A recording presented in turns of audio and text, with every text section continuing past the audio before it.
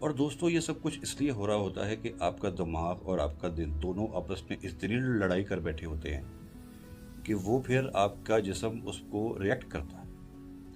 دیکھیں نا، دل کہتا ہے امید نہیں چھوڑنی، سب ٹھیک ہو جائے گا.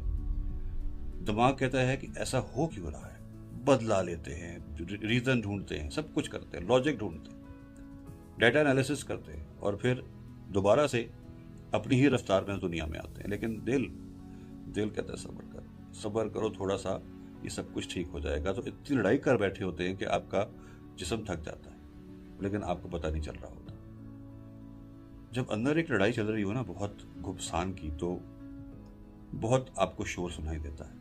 اسی شور میں مجھے ایک گونج سنائی دی، اور وہ یہ تھی کہ بھائی تم چھت پر تو آ گئے ہو، اب اللہ میاں کے بہت قریب ہو گئے ہو، تو گلا ہی کر لو. اتنی تکلیف میں ہو، گلا کیوں نہیں کرتے؟ کر لو، شاید اللہ میاں تمہاری تکلیف کو دور کر دے.